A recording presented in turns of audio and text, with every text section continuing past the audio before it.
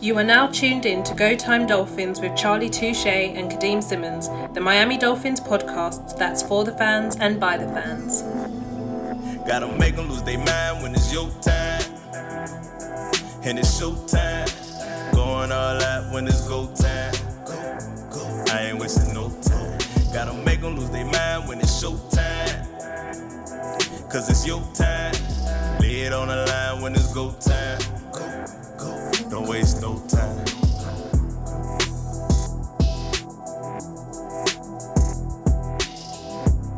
There's currently 2 Kadeem curses. There's whatever player I get on a team that I support, that person leaves. And there's also one which the team that I support ends up losing in or around my birthday. And I think the second one has essentially broken. On Saturday, Man United drew 1-1 against Chelsea. And on Sunday, 2 have returned to the football field.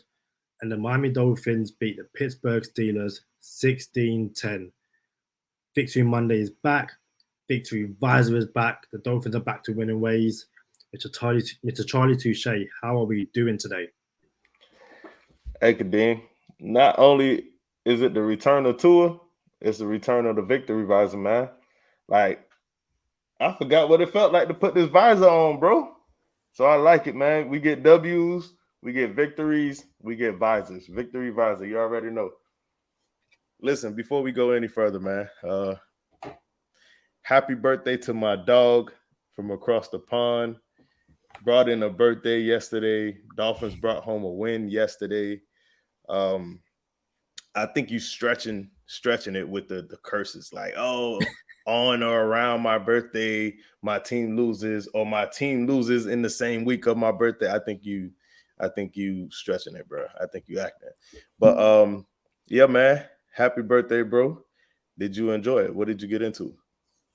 I done homework with my son. I had dinner with family, and I got an early nap because I did not feel well. Obviously, people that know Go Time Dolphins, if there's a primetime game, we record straight after. Unfortunately, I felt under the weather on Sunday, so I didn't get to watch the game live anyway. I woke up about 3 a.m. and the score was 16-10 to the Dolphins, and I was like, still not feeling well, but just don't let me wake up in a few hours and see that the scoreline has changed and we've lost. The scoreline stayed exactly the same. The Dolphins won. I'm feeling slightly better enough that we can record now. Obviously, I wish we could have recorded straight after to get that raw emotion, but yeah, Sunday night football, or as I call it, Monday morning football in the UK defeated me this time. I'm not gonna lie, Kadeem. It was 16-10 the entire second half of the game, bro. Like, there was no points put up by any team in the second half. So call it what you want. You say you had the chance to watch the whole game back, right? Yeah, entire game. So I'm gonna do a little something different. And just for the beginning, it's Go Time Dolphins, the Miami Dolphins podcast that goes not only across the pond, but across the world. I'm your boy, Charlie Touche. I got my co-host, Kadeem Simmons, with me. It's always for the fans and by the fans. Your favorite podcast. And the Miami Dolphins improved to 4-3 with a 16-10 defeat or victory over the Pittsburgh Steelers. Listen, Kadeem, I asked you a question before, and I'm not going to ask you the question now, but I'm sure we will get to the question later on in the podcast. But the opening drive, the Miami Dolphins celebrate the 50-year anniversary of the 72 undefeated team, the only undefeated team in the NFL ever have a perfect season. Larry Zonka, Larry Little, Bob Greasy, a lot of people out there. Mercury Morris showed up. You feel me? It was a nice little scene. They brought out the throwback uniforms. Everybody, including non-Dolphin fans, tell us this needs to be our permanent uniform. You know what I'm saying? Like, it's a no-brainer if you ask me that this should be the permanent unis. But man, first play of the game. Liam Eichenberg jumps offside, penalty. And to no one's surprise and to no one's shock, like we start behind the sticks. This is not new, unfortunately, to the Miami Dolphins starting behind the sticks. And here we go, 1st and 15. Very next play, we lose 4 more yards. 2nd and 19, it's a screen pass to like Tyreek Hill, becomes 2nd and 19. Very next play, and this is what I meant by saying I'm going to do a little something different. We're going to go through this whole drive. Very next play is a 19-yard or a 21-yard gain pass from Tua to Waddle. And it's like, dang, that was pretty easy. I'm not going to lie. I'm like, that was pretty easy. So very next play after that, 17-yard gain completed from Tua to Tyreek Hill. Very next play after that, 10-yard gain. Tua to Tyreek Hill. I'm like, feels nice having a quarterback on your team. You know what I'm saying? I'm like, yo, this is too easy. And what we got, Mostert runs the ball, 2-yard gain. Cool. Very next play. All these are right after each other. Very next play, Tua to Gesicki, 18-yard gain. Very next play, Mostert on the ground, 7-yard gain. We end up inside the 10-yard line. Very next play, Kadeem, it is 2nd and I want to say like 3 from like the 8 or 9. Tua finds Gesicki in the end zone and hits him on the face mask. Can't make this up. Now, if you watch the replay, the defender grabbed Gesicki's right arm and he couldn't get his arm up to catch the ball, right? And here I am thinking, I play same old Dolphins in the Go Time Dolphins podcast fantasy football league. I'm like, yo, I really need as many touchdowns from Tua as I can get. So I'm hoping he's going to put up like a 5-touchdown game just to stick at the Flores. You feel me? So that's his first incomplete pass of the game. At this rate, at this time, I think he's 6 for 6-ish, something like that. And very next play, it's a screen pass to Raheem Mostert. We get in the box, and it was just that easy. And honestly, I thought we were about to go on a route. I'm like, yo, it's crazy. And I tweeted this. You know, I'm not on Twitter often. It's crazy how easy that was because all of those intermediate passes were on the Steelers defense, on the Steelers linebackers. And you know who the linebacker coach is for the Steelers. Just so happened to be former Miami Dolphins head coach, Brian Flores. So I wonder if there's some intentional, hey, let's target the linebackers. Since you're supposed to know this quarterback so much, you're supposed to know what he can and cannot do. And we're going to get to somebody else a little bit later about Flo that should know what this person can and cannot do. But so far, what you got for me, Kadeem? So I know the score is 16-10. I know that the game starts. I know what the final score is going to be. Mm-hmm. Game starts. Like you said, Liam Eichenberg penalty. I'm sure we'll get to that. His role in the team later on. I'm just seeing Tua just hit Waddle, Hill, Gesicki. I'm like, oh, we hit Gesicki early. Wow, we are balling today. We hit him early. Perfect. Drive down the field, touchdown. My first reaction is, how did this game finish 16-10? I need to know how. Because we moved down the field like I was playing defense. Like, you know, or like I was on 6 on Madden. I was like, how did this score? How did the Dolphins, after driving down the field so easily, get 7 points and the rest of the game get 9 points? Only field goals. I need to know how it is. So that was my first reaction. And then back to the opening drive. It's just good to see QB1 out there. It's just like the ease and the quickness in which Tua released the ball, got it out to the playmakers. Perfect. There's a one game as well. Opening drive, no sacks, moved the ball basically as we wanted, touchdown. The only negative from the opening drive was the penalty. Apart from that, essentially perfect. I'm not gonna lie, Kadeem. I want to say the very next drive we get the ball back, we drive again, and then we put up 3. You know what I'm saying? Like we go up 10 zip. I want to say, I could be wrong, but I think it was 10 zip. It was unanswered. And in the very next drive, again, we put up another 3 points. So I'm like, listen, we're supposed to be up 21 zip. It's supposed to be, we're supposed to pass the sticks. Hey, y'all pass the sticks in London when you lose 21 zip? Is that a thing for you? So yes and no. So obviously we have FIFA. So if you go down 3-0, that's the same. You know, it's basically 3 goals, 3 touchdowns, 3 goals, pass to pads, pass to sticks is what it is. Speaking of the pads, bro, for everyone who doesn't know, I put on I have my shoulder pads for my game plan days, and I put on my shoulder pads on the podcast on YouTube. And when Kadeem said it was like I was playing defense out there, I'm like, yo, if I put on my pads and my helmet, I'm pretty sure that's what an opening drive looked like if I was playing defense. We just did whatever we wanted to do against the Steelers. So much so that it is, I want to say it's 16 zip. Is it 16 zip? Because I thought it was 16 zip, and we scored 3 unanswered. Or you know what? I think it's 13 zip at the time. Yeah, it's 13 zip. So it's 13 zip at the time. Yeah, should have been 21 zip. And it gets to a point in the ball game, Kadeem, where it's uncompetitive.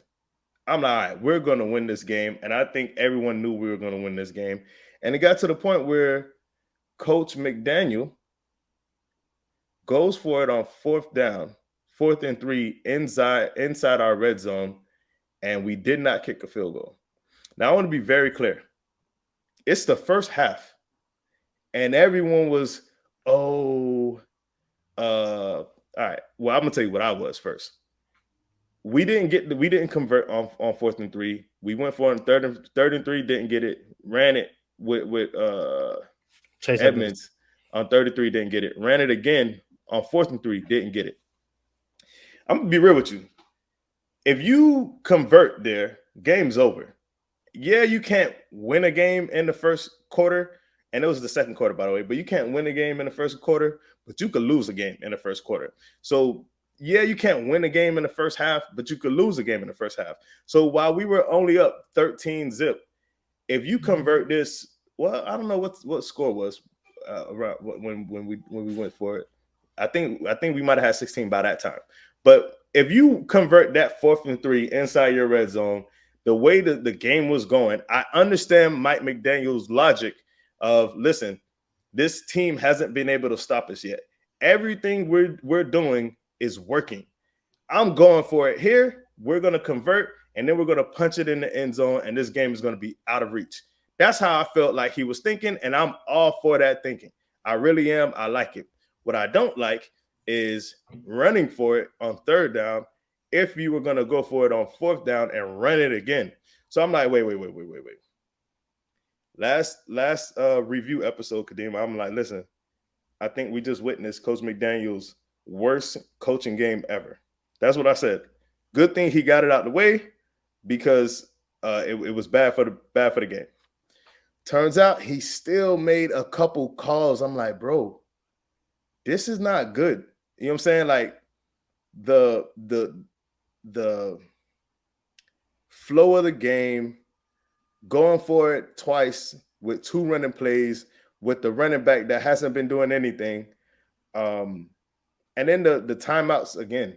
Like, why are we burning these timeouts? And it was a lot of stuff I didn't like about Coach again this game. Not saying that, oh, he's not our coach, because for some reason we can't have constructive criticism without going over the top, people taking it over the top.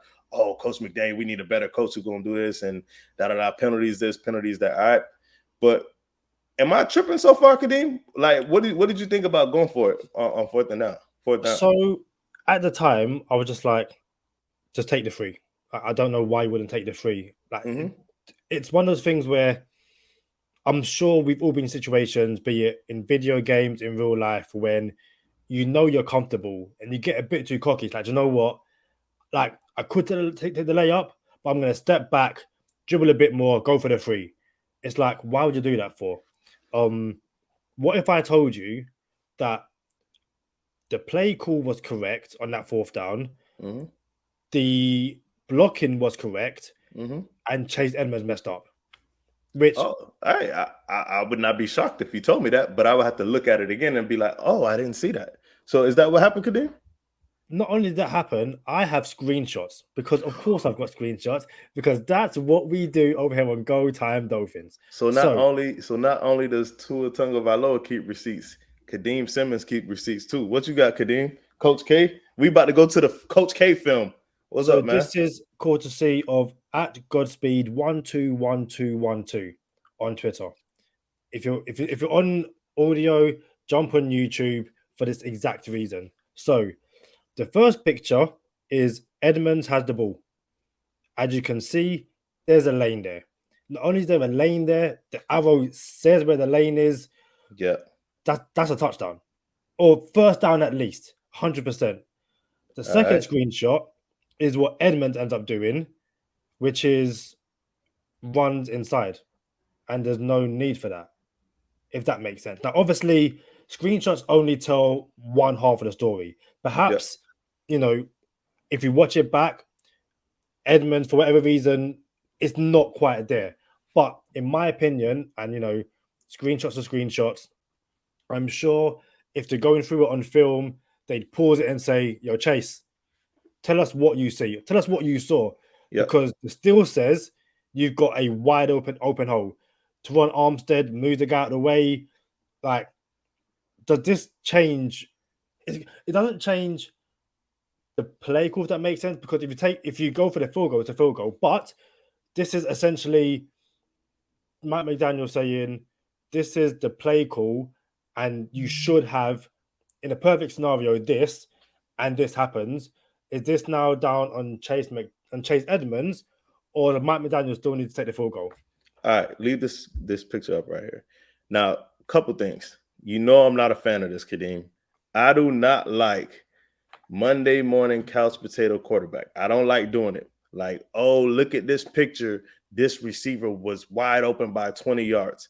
Okay, well, what was the play call? What was how were we supposed? What was the progression up for the quarterback? You know what I'm saying? Was he the fourth read on the in the play? You know what I'm saying? Did the quarterback go through all his reads and then he threw the ball before he got to his fourth read? And that's what screenshots really do a lot of the times. And then the internet would kill a quarterback for not knowing actually what the play really was.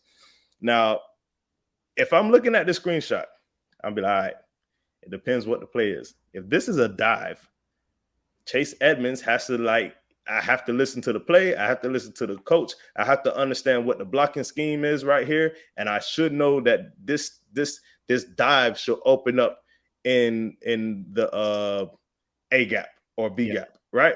You know what I'm saying? So, and if it doesn't, now that's where someone's vision has to come in at. All right, now, and I'll be real with you. Since we run a zone blocking scheme, I gotta imagine it wasn't just a dive. You know what I'm saying? I'm pretty sure it was a play where you should be able to look at the line and see what happens, what you have available to you. But this right here, I'm gonna be real. This looks really bad on Chase Edmonds, who had 2 more drops this game. Bad ones as well. And if I'm looking at this pick again, at the top of the picture, top right, that's Jalen Waddle. And I don't know if that's Minka. It looks like it's Minka. That he's blocking where the arrow's pointing. Now, I don't know if that DB can get to the line of scrimmage before Edmonds can, and if Waddle makes that block. So I'm going to be very fair to you, Kadeem, and I'm going to be fair to Chase Edmonds. I'm going to watch this play after we finish this podcast and see what actually happens, because I hate when people on the internet, turns out that's us now, but when people on the internet judge a play off of screenshots, and I can't do it. So I'm gonna actually look at this play. But yeah, man. So, but all right, we can take this down. I'll be real with you. That's not the only time Coach McDaniel made a bad play, a bad decision. So we're going in at halftime. We got the ball back first, so we're trying to score before the half because Pittsburgh gets the ball, and we kind of lost a little bit of the momentum. It's 16-10, and here comes the Dolphins. And poor clock management once again, Kadeem. 36 seconds left. We had a chance to call timeout. We had 2 timeouts. Call timeout, get in field goal range, and then run another play, without hurrying up. And then hopefully you get another gain and call another timeout, and you put your kicker in a situation where he can make a manageable field goal. That's not what happened. We don't call timeout. We rush to the line, and we don't get set. I think it's offsides on us. So we end up using that timeout and getting pushed back 5 yards. So I'm like, all right, that's unacceptable, bro. So they're still opening the game with a 5-yard penalty. There's still things that we have to clean up, bro. And had we lost this game, I was going to say this. This is a team effort, bro. Like, the offense has to be better. The defense has to be better. Tua has to be better. And Coach McDaniel has to be better. Like, there's no reason why you don't score points in the second half. And then the defense, they didn't let Pittsburgh score in the second half, but Pittsburgh wasn't doing that good either. You about to say something? I found the play with the Chase Edmonds play. Yeah. 16-10 in the third quarter with 8:51 left. Mm-hmm. So it's not even like it's, we were talking about it like it was in the first or second quarter and you're up, 10-13. This is, you're only up one score and you take the field goal, you're up 2 scores. You don't need, even at this point, you've given up 10 points, but the Pittsburgh really haven't done much. But they're still within 1 score of the game. There's so much time left. I don't understand why in this situation you don't just take the field goal. But like I said, that's when it comes down to when you watch it back, which I'm kind of watching it back right now, but it's on my iPhone. Is it a matter of, the play design was correct and Edmonds messed up? Or is it, Mike McDaniel? But again, that goes back to when it's one of those things where there's room for error and you've got essentially a 3 points, just take them. Because what if, even if Edmonds does see that hole and the DB makes a play, what do you do then? Or right, that's what I'm saying. Like, you went for it on 4th down. So that's again, that's my point of, I don't mind going for it on 4th down there. I just didn't like the play call. I don't like running it twice on 3rd and 4th down when we don't have that stellar run game. Although our run game has been better of late, we don't have that just push everybody off the ball. We're going to do whatever we want with our run game type thing. So I didn't mind going for it, because if you convert, you only have one play to win the game, basically. You convert there, game's going to be over. We're going to score some type of points, either a field goal or a touchdown. Game is going to be out of hand. So I don't mind going for it. But what you said, Kadeem, was there's so much time left, just kick the field goal. But I think that's also why you go for it, because there's so much time left. There's so much time left that we're going to have the ball 4 more times. And Pittsburgh, we're going to have opportunities to stop Pittsburgh 4 more times. So, man, I think, it was a judgment call. Coach made, in my opinion, the right call, but just a bad play call. So, man, listen, Tua comes back, Kadeem. Everybody, and before we talk about Tua, bro, I'm watching NFL Sunday Countdown on ESPN, bro, and they had a little special segment for the 72 Dolphins 50-year anniversary, and they talked about Tua. And in total, bro, it was like a 20-minute segment on Sunday Countdown. Like, yo, y'all don't never do this for us. You know what I'm saying? I'm like, I'm just enjoying it. I'm like, man, it feels good to see my team on TV. They talking about we're going to play the Steelers. Tua's coming back. And all I heard, Kadeem, was concussion this, concussion that. Got to be careful with Tua. Should he be playing? Like, I heard so much stuff, bro. Matt Hasselbeck, the only quarterback on the set, because it's Matt Hasselbeck. It's Sam Ponder. It's Randy Moss, Rex Ryan, and Teddy Bruschi. Matt Hasselbeck, the only quarterback on the set, says, listen, I played after a concussion before. I know what it's like to have a concussion. Teddy Bruschi said, I know what it's like to play after a stroke. I've come back from a stroke and I played. You know what I'm saying? I'm pretty sure Randy Moss had a concussion in his career. Rex Ryan understands the game. But it is something to be said about Matt Hasselbeck being a quarterback that has played post-concussion. So I'm listening to Matt Hasselbeck, and he's like, yo, I would change up the play call a little bit. Like, I'm not sure if I'm bombing it up. You know what I'm saying? Like I would say run some screens, run some this, run that. You know what I'm saying? 15 plays in, then I might bomb it up. Teddy Bruschi and Rex Ryan, like, yo, I'm bombing it up first play. Like I'm throwing it out there first play. Like, hey, I'm back. I was cleared. You know what I'm saying? Like, yo, he was cleared. At what point do you say he's cleared? Right? We had that conversation a million times.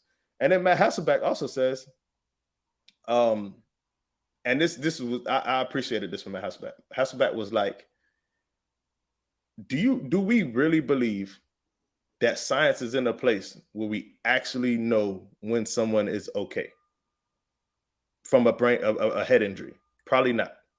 You know what I'm saying? And I think everyone kind of agree, like science and doctors can only go get so much information and go so far in a diagnosis. Like, do we really know when we're okay? Like Matt Hasselbeck, he had a concussion. Like, do I really know if I'm okay? And then he came back and he's like, yo, I was getting delay of games. I wasn't myself yet. You know what I'm saying? And then Teddy Bruschi, came back from a stroke. He was like, yeah, you know, we ever really know? We just go and hopefully it works out for the best. In that 20 minutes, Kadeem, they talked about everything, bro. Talked about the Dolphins, talked about the Steelers, talked about Tua, talked about head injuries, talked about concussions. You know what they didn't talk about, Kadeem? No idea. Kenny Pickett coming back from a concussion 6 days ago. Didn't even hear it. Not one time, bro. Not one time are we going to mention, oh, yeah, Kenny Pickett is coming back from a concussion too. Should we be careful with him? Like, how soon is it too soon to come back from a concussion?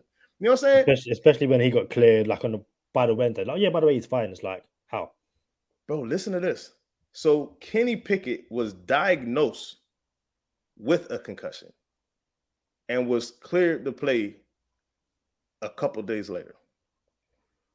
Teddy Bridgewater did not sustain a concussion and wasn't cleared until the Thursday of the week later. I thought, was it? But what happened on the Saturday? Wasn't there something about on a Saturday as well, where like he might even make the game? We'll make the final decision on Saturday, depending on what the doctors say. No, but Teddy was cleared on that Thursday. Yeah. He was cleared to return back to practice, but we wasn't cleared to play until Saturday. I don't know about that. I mean, that's not. It's not pertinent. It's not that important. But I do know this, and even still, bro, we get to the game now. We're in Sunday Night Football. It's Sunday Night Football, and the reporter on the field is talking about, Tua's returning back from a concussion, and he suffered a head injury, and Tua and the Dolphins said it was a back injury. Like, hold on, bro. If you want to report the news, why don't you report it? What is it? The neurologist, what is it? The unaffiliated neurologist said it was not a concussion. Why would you say, oh, the Dolphins said and Tua said it was a back injury? Like, how is that relevant if someone cleared him from concussion, from it being a concussion? So it's like people just say what they want to say, skew what they want to skew, and do what they want to do, and I don't appreciate it. But go ahead, Kadeem. Yeah, just to clarify.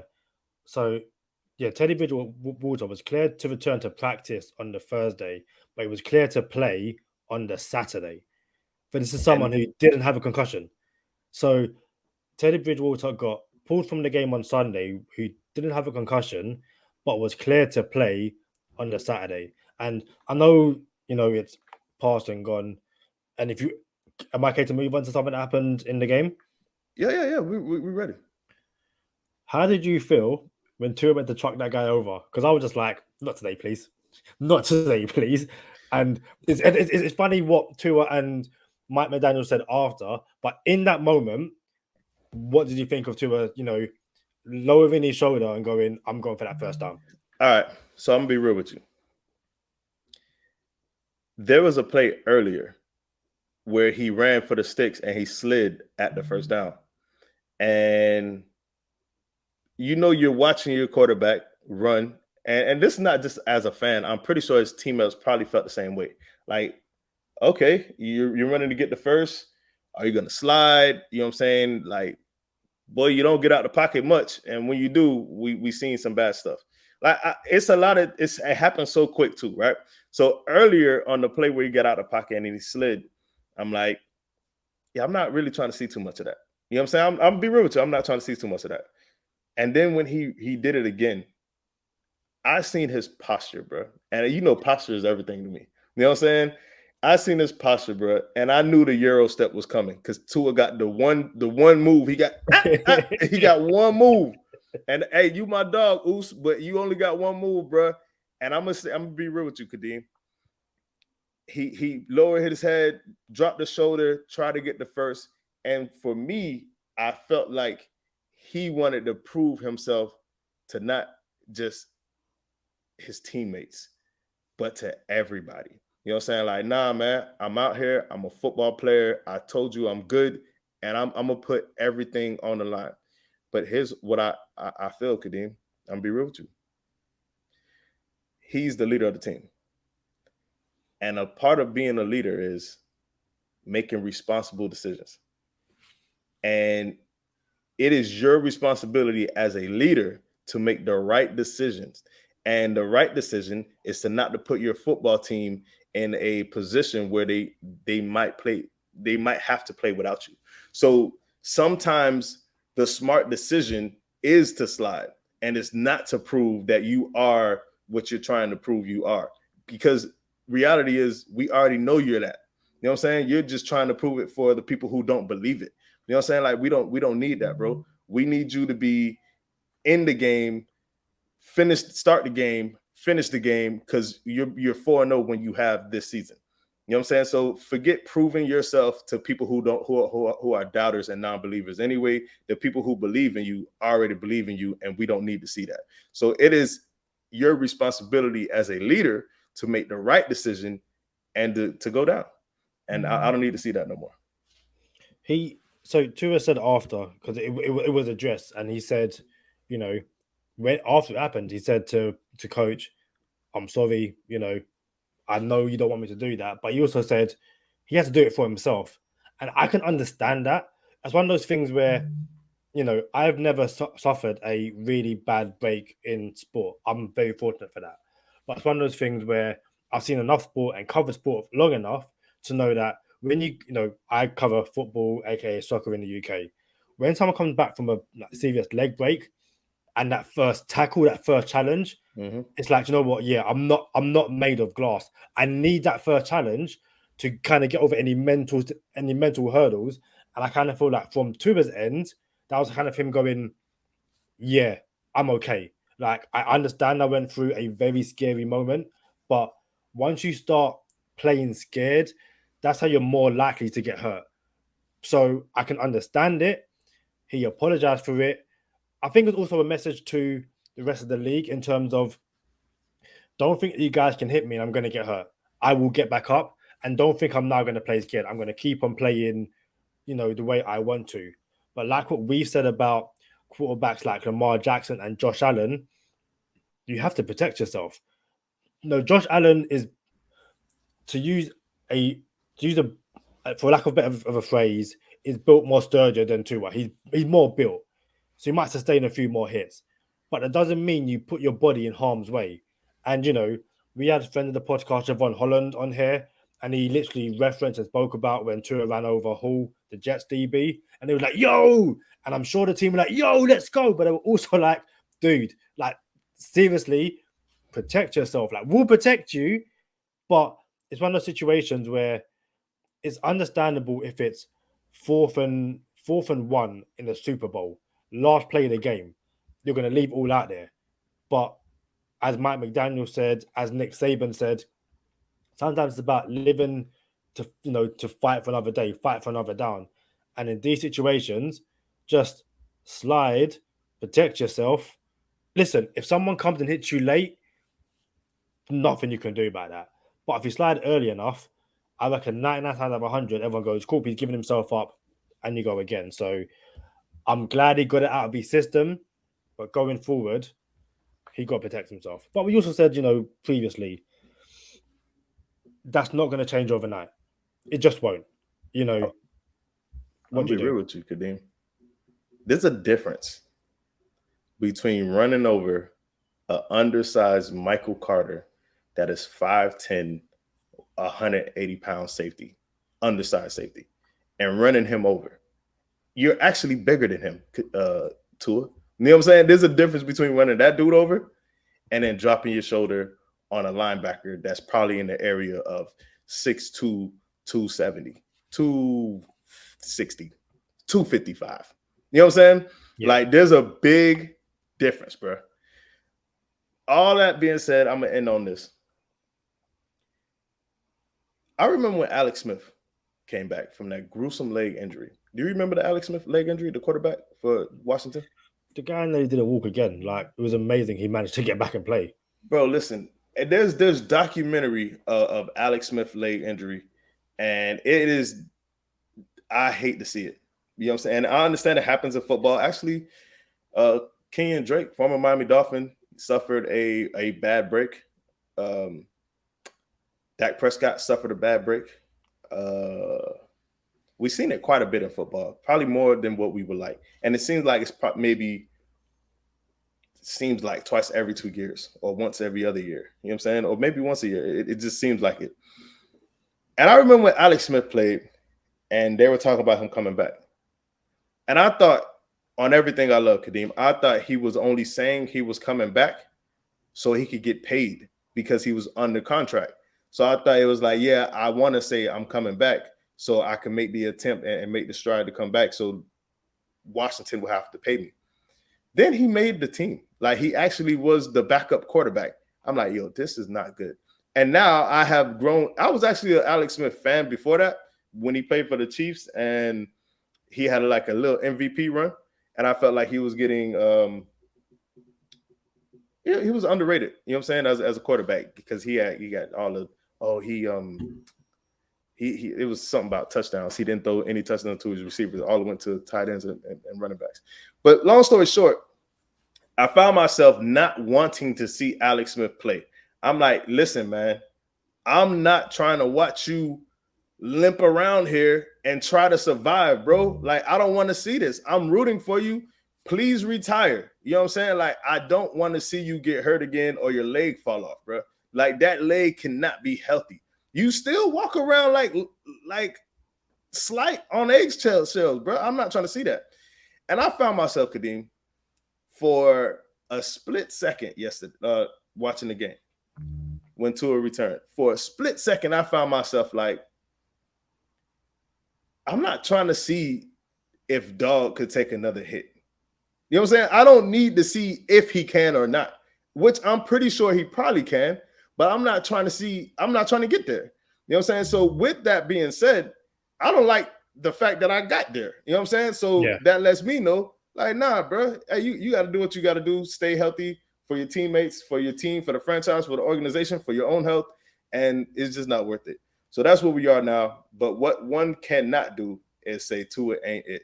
Like, yeah, you could say whatever you want about anything else, but you can't say, actually, I think Tua still leads the league in yards per attempt, air yards. And before, he was 17th last year with 7.4 or something, right? And Josh Allen had like 7.9, and Joe Burrow led the league with like 8.3. He led the league in yards per attempt. Tua has 9 yards per attempt so far this year. So we need our quarterback, man. But I'm gonna go here, Kadeem. And I don't know how to pronounce this reporter's name. And you might know how to pronounce. He's a Dolphins beat writer, Daniel Oyefusi. I know you're talking about. I can't pronounce his name either. Hey, my bad, Daniel. My fault. But Daniel Oyefusi tweeted this yesterday and said the Dolphins have 3 true corners for tonight's game, which was yesterday's game. Howard, Igbenogany, and Bethel. Only 4 teams in the NFL run more 3 wide receiver sets than the Pittsburgh Steelers. So, in conclusion, the Pittsburgh Steelers run almost as many three wide receiver sets as anybody else in the NFL, and we only had 3 real corners available on our team, true corners. There was a time, Kadeem, and I wish, I'm a peek behind the curtain. I'm gonna share something with the Go Time Dolphin listeners. Eventually, we're gonna get to a point where you can watch the game with us on Go Time Dolphins live. It's a live viewing party. We'll watch the game together, and we can share our opinions while we're watching the game. Right? Go Time Dolphins is gonna go live during the Dolphin games. And while I'm watching the game with LB yesterday, my Barracuda boy, my Barracuda brother, you feel me? I'm like, bro, and it was early in the first half. Like they weren't targeting Igbenogany yet. And I'm like, I wonder why. You know what I'm saying? But I didn't know why. So then they started targeting him, like, oh, we found something. I don't know how you didn't get the scouting report, but okay, you found something. And I'm excuse me, I'm thinking, bro, can I get something? Can I get one pick, Noah? Like just one. Like when are you gonna come up one time with a pick? And little did I know, Kadeem, that at the end of the game, the very last play, basically, of the game, Noah was gonna decide to totally redeem himself, bro. Like, listen, not only did I get the pick, it wasn't a gimme. It didn't hit me in the chest, and I win the game. It was a game-winning ESPN top 10 player of the week type of pick, bro. Noah Igbenogany, shout out to you, bro, for everyone and all the shots that you had to take, bro. All the people who shot at Noah, bro, y'all got to give the man the credit. He helped. He won the game for us. Literally won the game for us. And the referee tried to take it away from him. And the referee's right there. It's like no, like he's out about. Just like that's that wide receiver in him knowing how to keep his feet in bounds, because the athleticism to like superb, brilliantly. I was going to save it for bonus time, but we're talking about nowhere now. Listen, I'm not even going to try and say that he's turned the corner. You know, he's now dependable. But do you think it's fair to say that in the past 2 weeks, he's stepped up to a point where he's not a liability, which in his previous games, that's literally where he was. Like, do you think it's at a point now where, okay, you might not want to see him as a long-term starter, but you know, when he's on the field, it's not he's going to give up 200 yards, 7 touchdowns. You know what I mean? Where are you right now on the Noah Igbenogany scale in terms of 0 being still needs like cut him right now, 10 being cut Byron Jones, Noah's a starter? Thank you for the interception, bro. Like we needed it, bro. We absolutely needed it. And I'm as real as I can be. I have never been more happier for one player in 1 week. Like I'm so happy for this man. This man don't have any pictures up on IG, probably because people shoot at him all the time. You know what I'm saying? Like same way I was happy for Nick Needham when Nick Needham's first 2 or 3. His whole preseason, his rookie preseason, Nick Needham rookie preseason, people was like, we don't need him. You know what I'm saying? And he was taking so many shots, bro. And I'm like, bro, all you got to do is get your head around Nick Needham. Now, all of a sudden, we need him. You know what I'm saying? Like, we need Nick Needham. So I remember when Nick Needham turned the corner, I'm like, man, I'm so happy for this dude. Noah hasn't turned the corner yet. But this it helps because now he can say, yo, I can do this. You know what I'm saying? So now he hasn't turned the corner yet. I don't know where I'm at on the scale, but I do know it means a lot, bro. As a former athlete myself, man, that didn't live in the social media world, I can't imagine what kind of shots Noah takes. So I was so happy for this dude to come down with that pick. Game winning pick, bro. So yeah, what about you? I think outside of the penalty last week, which cost the Dolphins 3 points, I think it was okay last week. had a few path breakups, which again you didn't really see from Noah prior to last week. And I think even when they targeted him on Sunday, Pittsburgh, I don't think he gave too much up. Listen, he gave up the touchdown, but to me that was just a tremendous catch. Like I didn't watch that touchdown and go, "Oh my days, Noah." That was, excellent back shoulder throw, excellent body contortion to get both feet in. I was like, "Listen, it's going to happen." Even outside of a select few, and it's normally like a short period, every cornerback is going to give up a touchdown. You might not give up one for a season, 2 seasons, but eventually someone's going to make a play on you. And I think so. I'm not looking at Noah going, that touchdown is your fault. I think he's progressed in the last 2 weeks, which is what we hope to see in pre-season, going into the season, given that Byron Jones was down. Listen, I'm not going to turn around and say that no one now deserves to start opposite X or anyone else. I still think the Dolphins need to delve into the trade market and bring in a corner. However, I do believe that, give credit where credit's due. If Noah can continue on this trajectory, it might be a case where he becomes a decent role player. And like I said, it might be a case where he's QB4, which isn't ideal when you draft a guy first. CB4. So CB4, yeah. So CB4. Again, which isn't ideal when you draft a guy in the first round. However, it could be so much worse. So yeah, credit to Noah. He's on the elevators at Hard Rock Stadium, every single and again, it's one of those things where I don't think they're doing it to like patronize him. I think it's because, this is your moment. Live your moment. I know that when he made the interception, the DB was telling him to talk your S word, like, this is you. Like, you might This is it, bro. Yeah. This is it. Yeah, no. Yeah. There's no patronizing at all. Like, they're genuinely, bro, they have a front row seat at seeing how much work this man puts in. You know what I'm saying? So, of course, his teammates are extremely happy for him, bro. Like, I'm happy for him. I'm not a teammate, and I seen via social media the work he was putting in down the street from my house. You know what I'm saying? At the parks, I'm like, oh, I kind of know what park that is. You know what I'm saying? Where they work out at. You feel me? So, I'm happy for him. But I think we got to pump the brakes a little bit. Like, we have to see it more. If we talking about, and that's funny, we're going to that on bonus time. You about to say something else before I go ahead? No. Yeah, I ended with this, man. Brian Flores drafted Noah Igbenogany, and I'm on record saying that's a Brian Flores pick, not a Chris Greer pick. And I believe Brian Flores handpicked Noah Igbenogany.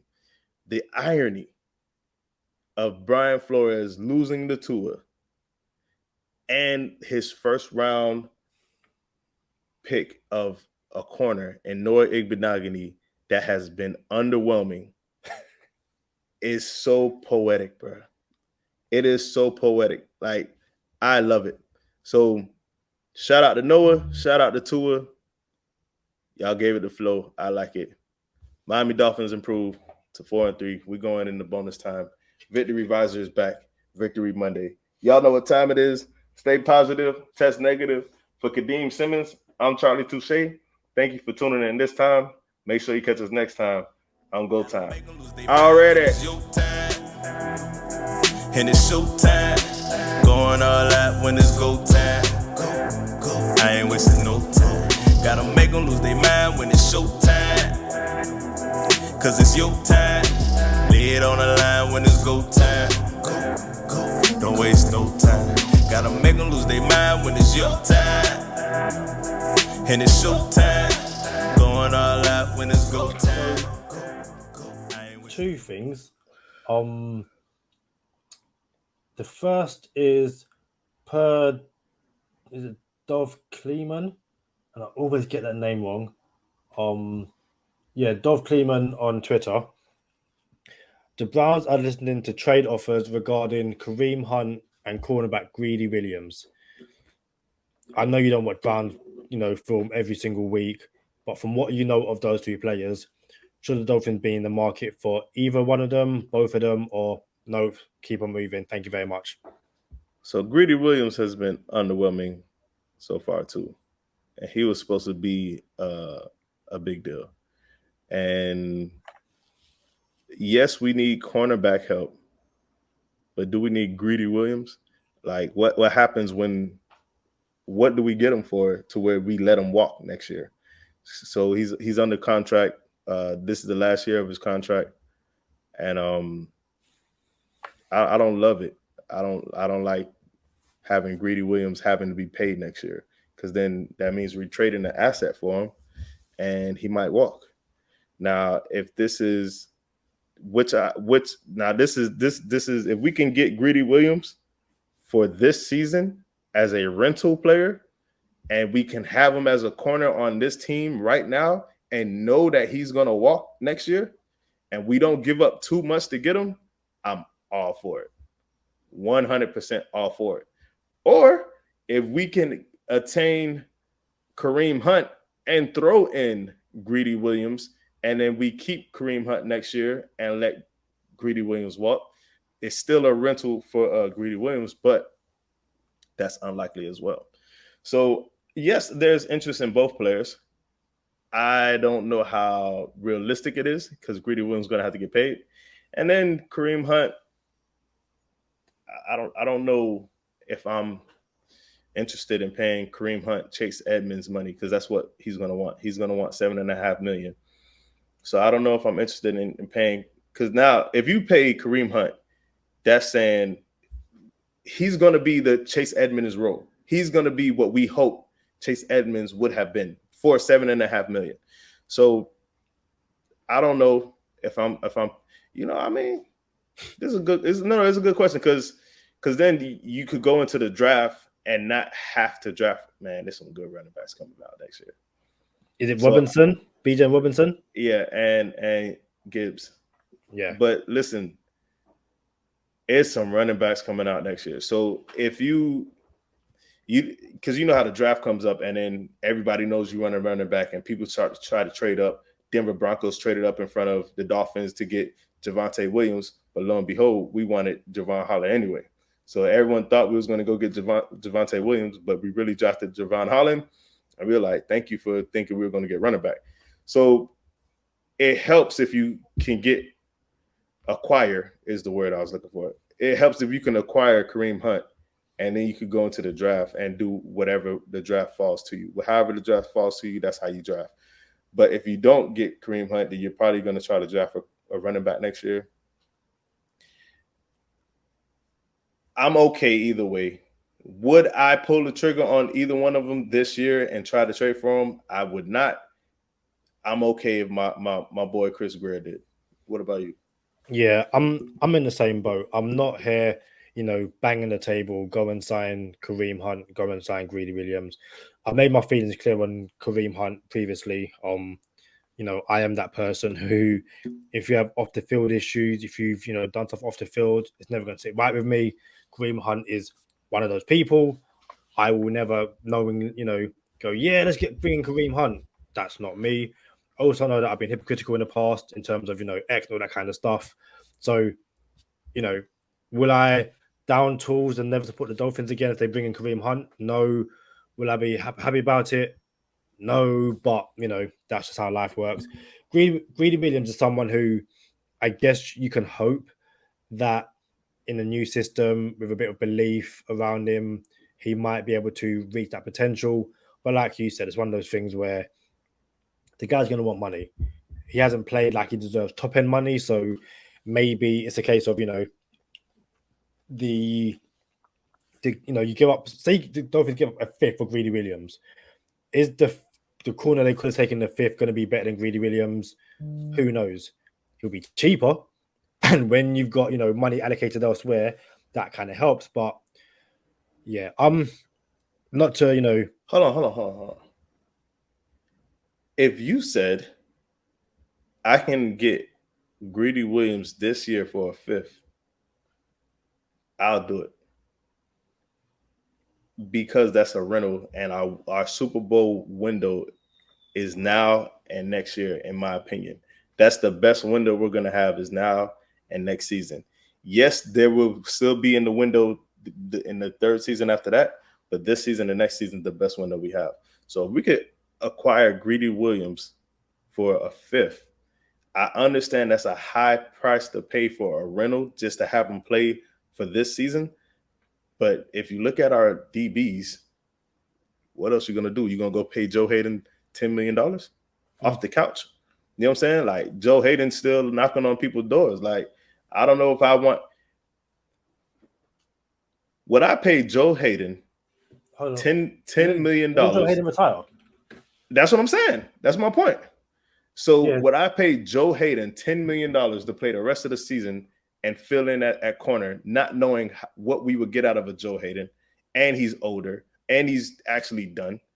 Or would I trade a 5th round pick for Greedy Williams just to play the rest of the season with us? Honestly, F them picks. I get that. No, I get that. Greedy Williams, 24. Yeah, he's someone who I wanted, but I think as always, it depends on the price, I guess. I'm sure they'll find a way. Did you want to discuss offensive line and Liam Eichenberg, or? I mean, we could chop it up next episode because we got a full week now finally. And speaking of a full week, somebody who didn't have a full week was Tua. His last full speed practice was getting prepared for the Buffalo game in between week 2 and week 3. That is crazy. So that was his last full speed practice. And then he came out guns blazing the first 2-3 drives. And then you can start seeing the rust. Like, yeah, Tua was a little rusty. Some balls I know he'll like to get back. There was a first down that almost was picked off that was targeted for Tyreek Hill. If Tua puts that ball on the money, Tyreek might score that. But yeah, Tua got to get the rust off of him. Hasn't had a full speed practice in 4.5 weeks, 5 weeks. So it's nice to have QB1 back.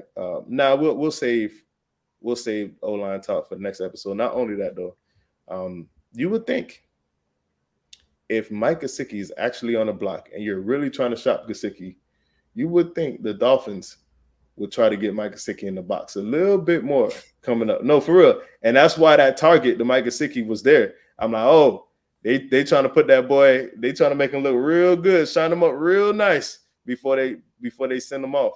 So don't be surprised. As a matter of fact, we starting Gesicki this week in fantasy football. Just to tip my hand a little bit. Definitely gonna start Gesicki coming up because if they really trying to move him, they're gonna try to get him a couple more targets. Happy birthday to my dog, my co-host, Kadeem Simmons. Right with you, bro. I appreciate that.